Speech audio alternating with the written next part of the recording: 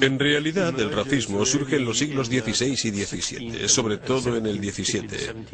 Los europeos estaban esclavizando, llevaban varios siglos haciéndolo, africanos e indígenas del Nuevo Mundo.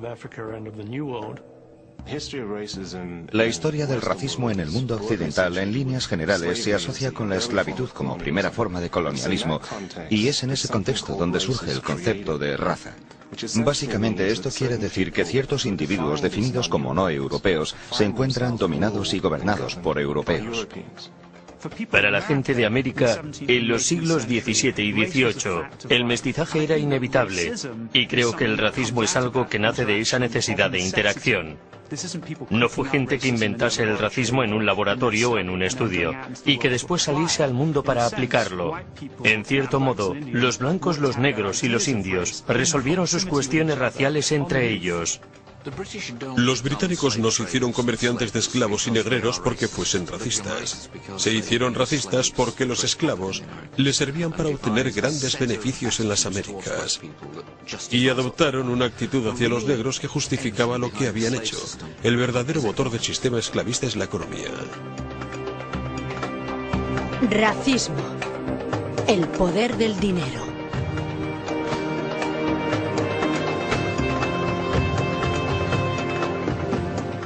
Los africanos son objetos de cambio, son cosas que se compran y se venden, que se legan, que se heredan, son como cualquier otro objeto de cambio. Y una vez que has establecido eso en los barcos de esclavos, miles de ellos zarpaban de los puertos británicos, y una vez que has establecido eso en las plantaciones, y una vez que has establecido eso como base para aumentar el patrimonio británico, ¿cómo puedes alegar que de un modo u otro la gran inferioridad de los negros no está cimentada en los valores culturales fundamentales de los británicos?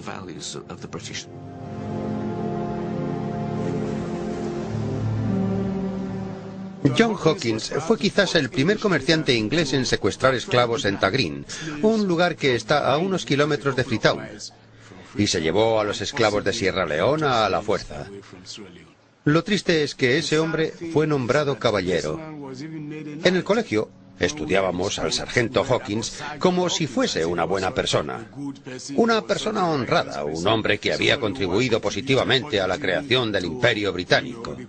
Y después de mucho tiempo nos enteramos con pesar de que, de hecho, no solo había estado involucrado en el tráfico de esclavos, sino que él mismo había capturado esclavos. Tenía locales en los muelles, en el muelle de las aduanas, en lo que ahora llamamos el muelle de aduanas.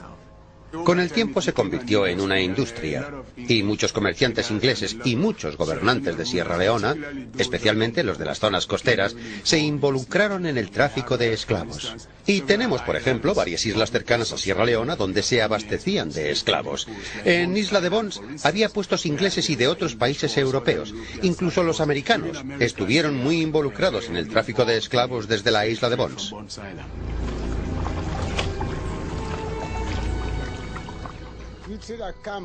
Cuando un comerciante venía a comprar, se enumeraban ahí.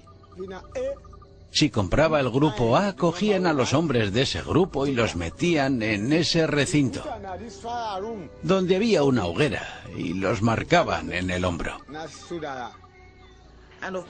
Y desde luego, ¿cómo los apresaban? Los capturaban, los ataban, los encadenaban y los arrojaban a los barcos.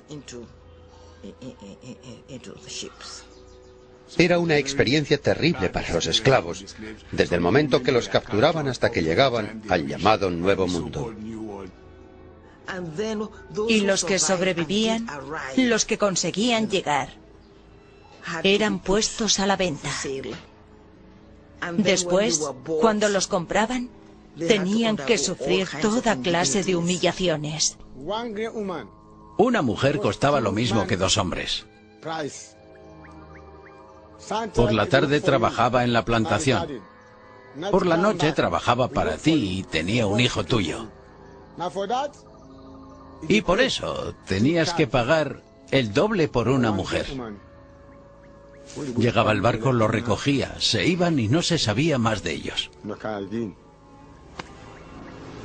Durante 4 siglos, Al menos 11 millones de africanos fueron a través del Atlántico esposados y hacinados como animales. Al menos 2 millones perecieron durante la travesía infernal conocida como pasaje medio. Los esclavos son vistos como gente desarraigada, como gente sin raíces, marginada al nacer. Hombres que no tienen derechos desde el nacimiento, sujetos arrancados de una sociedad pero no integrados en la nueva. Así que estaban socialmente muertos, por así decirlo.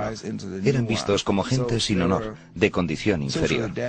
Esto era de gran importancia para los amos, ya que les confería un poder absoluto sobre los esclavos sin reparar en lo que pudiesen establecer las leyes. Tenían derechos de vida y muerte sobre ellos.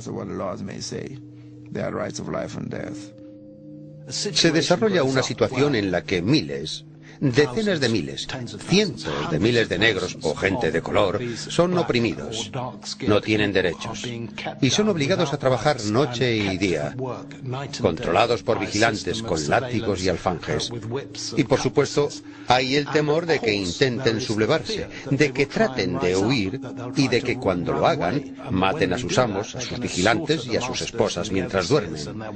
Para los negros, todos los blancos eran enemigos en potencia. Hay miedo mutuo entre los dos grupos y esto tiende a consolidar el sentimiento racial. Y la única forma de mantener las sociedades esclavas con un mínimo de seguridad era armar a todos los hombres blancos e incluso a algunas mujeres blancas también. Así que estás en tu hacienda, estás en tu puesto de colonizador. ¿Qué están haciendo los nativos? Es la típica frase de las películas, los nativos están inquietos. ¿Qué dicen esos tambores? Piensan que los nativos se están poniendo de acuerdo para asaltarlos, para atacarlos. Hay una larga historia de peligros de color. Está el peligro rojo, referido a los indios de piel roja. Está el peligro amarillo. Está el peligro negro. Indudablemente son nosotros, los individuos de color. La amenaza de las personas de color. El miedo al posible ataque de las personas de color.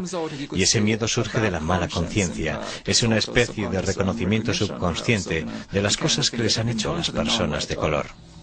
A principios del siglo XVI, desde Chile en el sur hasta Florida en el norte, esas personas de color no fueron más que una chusma a exterminar. La conquista española de las Américas es una historia de saqueos, matanzas y violaciones. En el Caribe, los pueblos indígenas arahuacos y caribes fueron casi aniquilados.